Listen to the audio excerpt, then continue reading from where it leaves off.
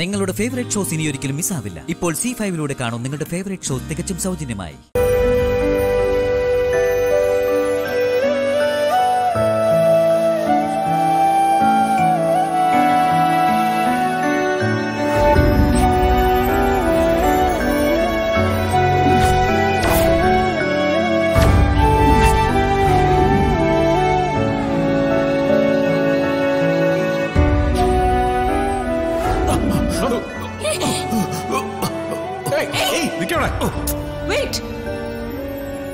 വിശാൽ, വിപിൻ, ഞാൻ പറയുന്നത് കേൾക്ക്.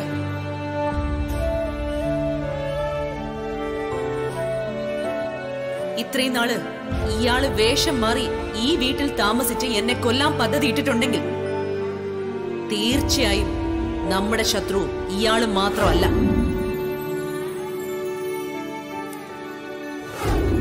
ശേഖരനെ ഇവിടേക്ക് കൂട്ടിക്കൊണ്ടുവന്നത് പാർവതിയല്ലേ? അപ്പോ ശേഖരനെ കുറിച്ചുള്ള വിവരങ്ങൾ പാർവതിക്ക് അറിയാമായിരിക്കും. അവളോട് നീയൊന്ന് ചോദിച്ചാൽ ശേഖരൻ പോയി ഒളിച്ചിരിക്കാൻ സാധ്യതയുള്ള ഇടങ്ങള് അവള് പറഞ്ഞു തരും. അയാൾ ആരായിരുന്നു തനിക്കറിയാമായിരുന്നു? അതറിഞ്ഞിട്ടും താനിത് എന്നോട് പറയാതിരുന്നിട്ടുണ്ടെങ്കിൽ അത് അറിയാമായിരുന്നു. എനിക്കറിയായിരുന്നു ചന്ദ്രശേഖര മേനോനാണെന്ന്. എനിക്കറിയാമായിരുന്നു. അമ്മയുടെ വാക്ക് കേട്ട് ശേഖരമേനോനെ രക്ഷപ്പെടാൻ അനുവദിക്കരുതായിരുന്നു. അയാളെ ഇവിടെ വെച്ച് തന്നെ ഇന്നലെ തന്നെ തീർക്കണമായിരുന്നു.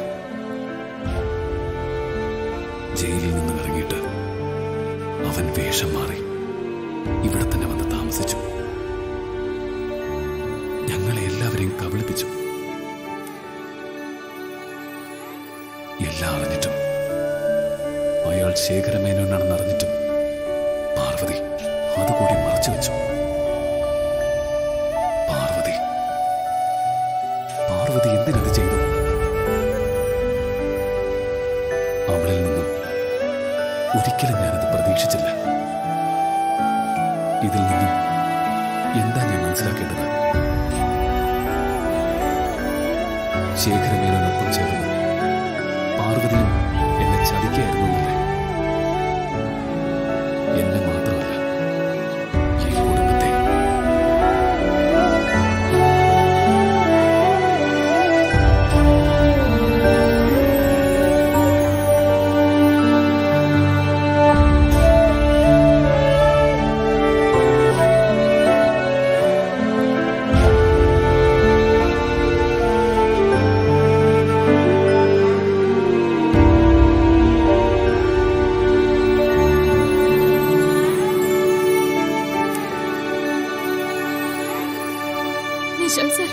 എനിക്കൊന്നും കേൾക്കണ്ട, എന്നോടൊന്നും പറയാനും നിൽക്കണ്ട. അത് ഇന്നലെ രാത്രി തന്നെ തന്നോട് ഞാൻ പറഞ്ഞല്ലേ. നമുക്കിടയിൽ ഇനി യാതൊരു ബന്ധവുമില്ല. ഡൗൺലോഡ് ചെയ്യൂ C5 ആപ്പ്. കാണൂ എല്ലാ എപ്പിസോഡുകളും സൗജന്യമായി.